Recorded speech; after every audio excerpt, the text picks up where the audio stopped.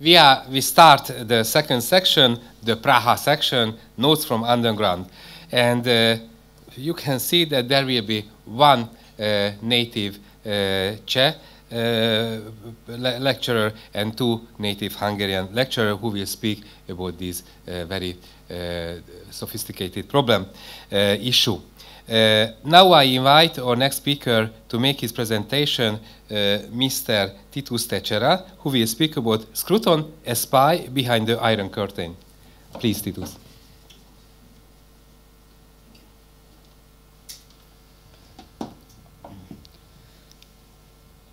Thank you, Akash, for the invitation. I believe what I have to say will dovetail very well with some of the remarks made in the first panel about Scruton's activity behind the Iron Curtain.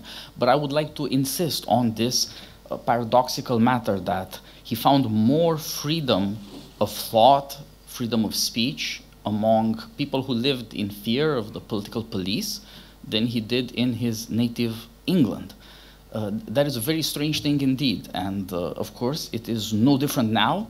The news of hate speech in Britain has reached this shocking moment when it seems like they're trying to arrest the Harry Potter lady for free speech.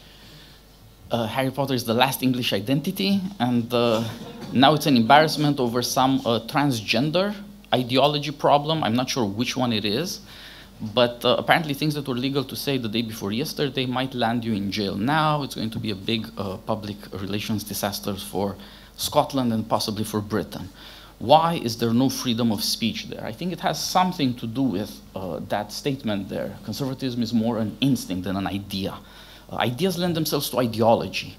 The natural home of the ideas is the university, but it is also the press, and it is the modern state. The modern state runs on ideas because it runs on ideologies, it runs on propaganda, it runs on educated people, on the college class, on the kinds of people, as we have heard earlier, who reviled Roger Scruton because of his daring, because of his freedom of mind. And so it might not be such a strange thing that he was attracted to Central Europe, to Europe east of the Iron Curtain, because daring came at a premium. In the West, philosophy means pretty much nothing. It's a joke, it's a job. It has nothing to do with the sorts of things that people lived for. In the East, people were attracted, as Sophie Scruton said, as this remark that Roger keeps made in Gentle Regrets, his autobiography, and in other places. He was like an air raid coming into people's lives. It's a wonderful phrase. He was a shy man, and it speaks to his shyness, interrupting these people, causing trouble in a way, because he shows up in Prague or Brno, all of a sudden the political police is interested. Eventually, of course, they kicked him out for subversion of the regime. And they were right, he was subverting the regime. It's important to say that. But he was also an air raid that people were interested in, longing for. He was not an embarrassment people were trying to kick out, but one they were trying to welcome in. Daring counted for something. The love of the truth counted for something. It might be why, in a certain way, Europe east of the Iron Curtain is more interesting now than Europe west of it. There is something, if you look at the old empires of Europe, the old great nations like England or France, it's embarrassing. Dead, importing odd ideologies, in this case from America, I guess. It's not life, it's not a way of life, and it's not a pursuit of the truth either. What might make us east of the Iron Curtain more interesting has to do with the most interesting thing there is in politics, foundations. Roger's work in East Europe helped set the foundation in some places for democracy, as we say, for a decent way of life, perhaps, as he hoped, for the rebirth or the restoration of ways of life that were older even than modernity. Prague, Budapest, they show that. A world older than modernity, a world older than Enlightenment, it always is in some kind of tension with Enlightenment transformations of the state, of politics, of education, and often the tension has been fruitful, and sometimes it has been, of course, terrifying tyrannies, as the one that ended in '89, the communist Enlightenment project, which turned out to be nothing but brutality, naked brutality. the instinct, unlike ideas, somehow points to our deeper nature, something that maybe will not lend itself to ideology, something that Roger always tried to find in his trips through the East. What is the way of life? What do people believe in? The Catholics he found in Lublin, as we were talking about, or the deep need for an intellectual dissidence that he found in Prague and Brno in Czechoslovakia. He found there traditions that he thought spoke to who these people really were, just like the cities, the sleeping cities of the East. He saw in there a way of life that people might gather into, and in such a way that they will be free, perhaps, of some of the worst transformation of modernization. Ultimately, free of ideology. Maybe they could put experience above ideology, was the hope that he always articulated. Now, perhaps the most interesting thing about this is that a man who had such a love of the truth, and who said every time he went beyond the Iron Curtain that he felt the oppression. He felt the misery that people were suffering, and he suffered along with them. He became more interesting in his suffering. He acquired the depth that maybe he didn't have before, or that he could not have articulated before.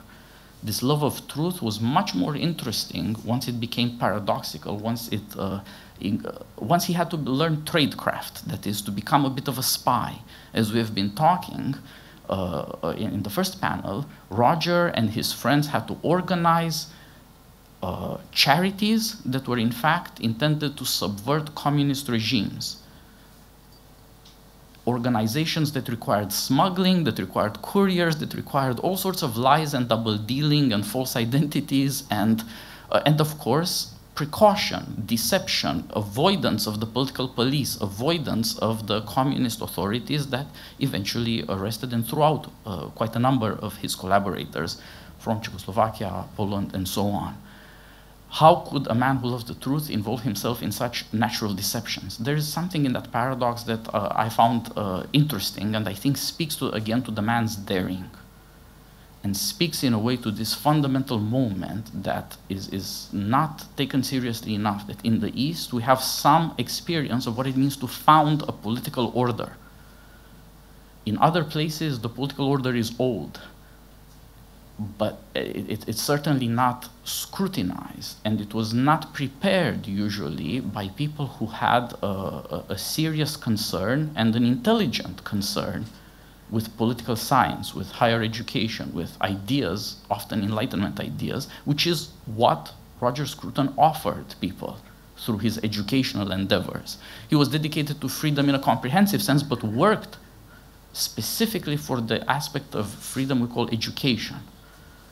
And it is, to judge by the results, as we have said before, every honor that states in Central Europe could bestow, they have bestowed on him, pretty much. And partly that is because a number of the people who have been important politicians, prime ministers running these various countries, had some connection with the seminars he helped organize, with the organizations through which he funneled money, technology, information, lecturers, and all sorts of public support and moral support for the cause of freedom in East Europe. Judging by that success, what it means to create a regime, to be there at the founding, to prepare indeed the founders of a regime, that could be said to be the highest task of philosophy.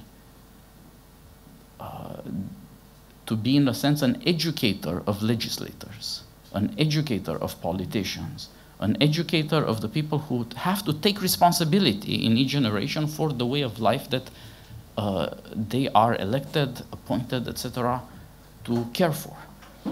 That, I think, is what made him at home behind the Iron Curtain.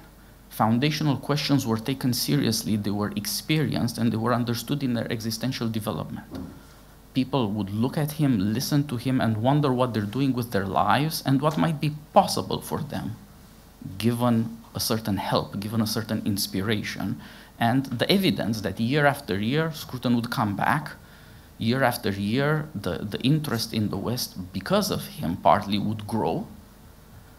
and therefore that the two halves of Europe, so to speak, were not permanently separated. That gave people, as I say, not just hope, but experience and education and ambition. That, I think, gets to the core of the man, the daring of thought and the willingness, even eagerness, to risk his safety, risk his career, and perhaps even his life. Communism in the 80s was not so dangerous in Czechoslovakia or Poland, but people still died, and one didn't know when something terrible was about to happen. The risk, therefore, was real. The need for daring, for courage was real. But it is not merely physical or moral courage, it is also intellectual courage. It is an attempt to reflect on what is foundational to a community. Roger's book on the meaning of conservatism is a reflection on what community and therefore law, which makes the community, is. These are not themes that are treated in the faculties of law in any democracy in the world. They are taken for granted. But in his book, he took the question seriously, as one would find it, for example, in Plato's laws. And in East Europe, the question did become urgent and practical, and not merely something one would write or have an academic conference about. He was a man of action, not just a man of letters. I think he was a man of action because he was a man of letters. I think he took these concerns seriously, and he acted on his thoughts in a way that most people do not. I think that's why he is admired and important as an intellectual in a way in which most academics just aren't. They simply don't matter. Nothing that they say or do ever matters. And to some extent, their activity is suffused with that irrelevance. It is a strange and a dangerous thing to try to break out of that institutional safety, however. It can lead to career suicide, and it can lead to worse things. It is a sad thing and a dishonorable thing that Roger is not properly respected in his own country. That's worth thinking about, given his great love and his dedication of himself to his country. So the risks, I would say, are real, personally, existentially, even when there is not a danger to life and limb. And I believe he was aware of that, because after 1989, along many other things he tried to do in the eastern space, in Central Europe, was to encourage people here to take their nation seriously, to take their ways of life seriously, to take their political and cultural and spiritual activities seriously, and not simply to be steamrolled by globalization. He was not simply preaching economics to people in the East. He was not even simply preaching democracy. The freedom of the market and the political freedom of democracy, of citizenship, voting, and institutions were always connected in his mind and in his activity with deeper concerns. The way of life that is reflected in a historical continuity, and therefore the resources that a people might call on in their times of trouble. And of course, at the core of that are spiritual questions about what it means to be human, how nature becomes property, if one wishes to speak of the economic side of things, or on the properly religious side of things, on the divine foundation of all law, the belief that as human beings we are ensouled and therefore are in some way involved in providence. That our activities are not merely like the activities of the weather or of asteroids in the night sky. There is something special in soul about being human. That is to say that for us the questions are always what to live and what to die for. I think there is a lot of evidence that that's what he dedicated himself to, and that's what he encouraged in others. And in the fundamental sense, as I said, and I will close here, this means worrying about what is a foundation. What is the foundational political order, the way of life, the community? What will people believe and what will they know? Thank you very much.